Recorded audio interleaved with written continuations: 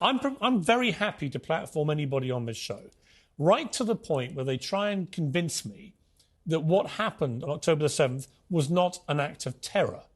And when people refuse to concede that point, I find it very hard then to have a civilised discussion. It's why I got so annoyed last night.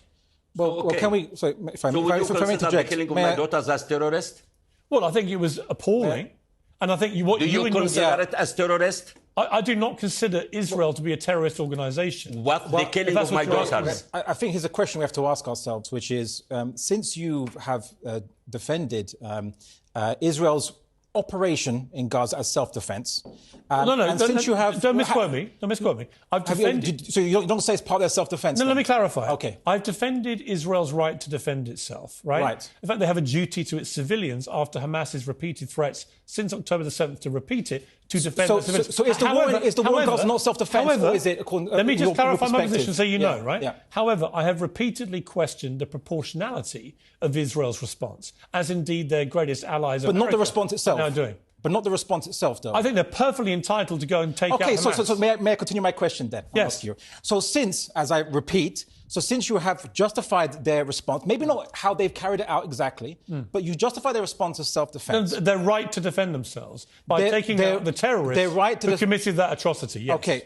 And presumably you refuse to call Israel, and you have refused when you've been asked to call Israel a terrorist organisation, government, or the IDF a terrorist organisation. Well, the difference is here we are... Well, hang on. In London... No. Let me finish my question, please. I have a question for you. I must clarify... Let me finish my question. You're making some statements that are a bit misleading. Sure. This country considers Hamas to be a prescribed terror group. They do not consider Israel to be a terrorist organisation, and nor do I. So that's the position. But I'm not asking you. The United States consider PLO.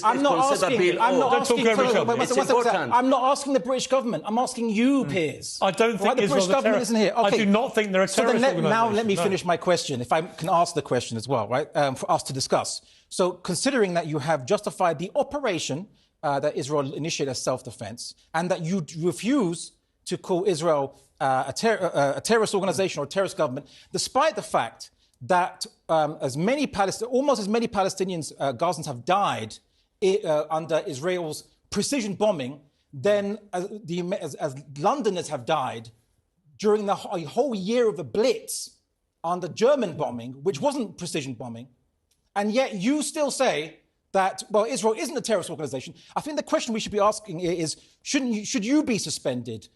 Is it responsible to have a person with your views speaking to the public when you clearly refuse to condemn that which needs to be condemned, which was worse than the London Blitz? Those that condemn with precision weapons, and the Germans didn't even have precision weapons. So let me ask you the question then, which I asked... You're not answering my question, but you haven't answered it. Well, I have. I said I don't think they're a terrorist organisation. Despite the fact that they've killed almost as many as Germans did when they bombed London under the Blitz for 1 year with non-precision bombs. I have given you an unequivocal answer. Now, let me ask you if you can give me one. Yes. Do you believe Hamas are a terror organisation? OK, and I'd like to ask you, what does that mean? Just answer my question. Well, I need clarification. Well, this country has prescribed them as a terror group. Do you think they are? Are you the British government? No, I'm asking you what you think. OK, so I want a clarification. I gave you a simple, straight answer. What does it mean? No, you tell me. I don't know. You're asking me a question. You asked the question. You don't think they are a terror group? No, I want your definition of what is a terror group? An act that commits acts of terror, a group that commits terror attacks, as they did on October the 7th. So one that commits terror attack, all right, fine. So define terror. Do you want to answer the question or not? I do, but I just want clarification. No, we all know what terrorism is. Please, no, don't worry. We're going to go somewhere with this. We're going to go somewhere with this, right? Well, are you going to answer the question? Yes, once I get your definition. What's a terror attack? The definition is as is laid down in international law. Which is? It's committing an act of terror. Which is? Which is terrorism. Are you asking questions you don't know the definition of?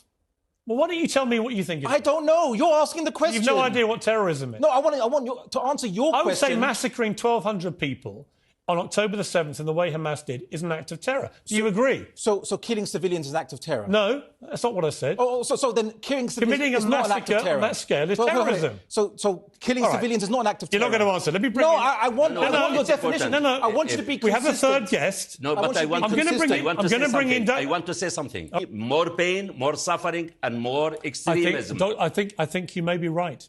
And this has been my concern about the, in my view, increasingly disproportionate response by Israel, is it may have the opposite effect of what they want. It may actually lead to more radicalism. Destroying most of Gaza seems to be what the mission statement is now. I don't see how that helps the situation at all. But I do understand why they want to try and eliminate Hamas. And that's the conundrum. Well, I'd like to clarify firstly. Islamic law very clearly states, and there's no difference of opinion on this for 1,300 years or even more, that it is impermissible in whatever situation to target women, children, elderly, non-combatants or those not reservists in an army. So even the Hamas fighters, which were interviewed on Israeli TV, the broadcast was interviewed, their interview, they said the same thing, that it is prohibited. The issue of October the 7th is that there's a big question mark regarding what exactly happened. I completely accept. Let me finish. What do I mean by this? I completely accept that there was Israelis were killed who were not combatants. It is reprehensible in Islamic law, and likewise, it's reprehensible that non-combatants on the Palestinian side are killed, like, for example, an 8-year-old Mohammed al-Ghul and others in West Bank who were shot by an Israeli soldier. Was it a terror attack? What? October the 7th. And when I asked you, you said, what define a terror attack is that you target civilians, right? You've had the definition from Dublin. Yes, OK, you target civilians, right? So then I want to ask, I'll answer that question. No, just answer. I want to answer that question, but I just for sake of consistency, when the British Army targeted German civilians in World War II, was that a terror attack? No, because they were responding to Nazi Germany's attempt to destroy the world. So you're saying you don't understand the moral difference. So you're saying that because of who they were fighting, it's not a terror attack to target civilians. Are you? Is that what you're saying? We have to wrap this up. I'm asking. Because I only want consistency from you. I'm saying there's no moral equivalence between us defending ourselves against Nazi Germany, who committed a Holocaust that killed. In fact, they killed 12 million people. Did Britain launch war on Germany because of the Jews? Huh? Did Britain declare war on Germany for the sake of Jews? Britain declared war on Germany. Did Winston Churchill, in his ultimatum to Hitler, did he say, stop persecuting Jews? Do you know why? Because at that time, anti-Semitism was so rife that people didn't care about the plight of the Jews. It was only afterwards, after they discovered the death camps and so on and so forth. Don't pretend that the Allies launched this war for the sake of Jews. I didn't say that. Anti-Semitism we only discovered the full horror then. of the concentration camps towards the end of the war. Yeah, we did it to save our democracy and freedom. And the idea there's any moral equivalence. What are the Palestinians doing? Listen, the idea there's any moral equivalence is ridiculous. But let me come back one more time before we finish to my simple question. Was what happened on October the 7th a terror attack? And I'm telling you that if you refuse to call the bombing of Dresden as a terror attack, then why? I've got to leave it there. Is that not hypocritical? Let's join each other in condemning both things, including the IDF as what they're doing as a terror attack. I do not believe IDF then that's is a being terror hypocritical. Attack. No, that's being hypocritical. Okay. السلام عليكم. لا تنسوا الإعجاب بالفيديو والاشتراك في القناة تشجيعا لنا لنستمر بنشر المزيد إن شاء الله.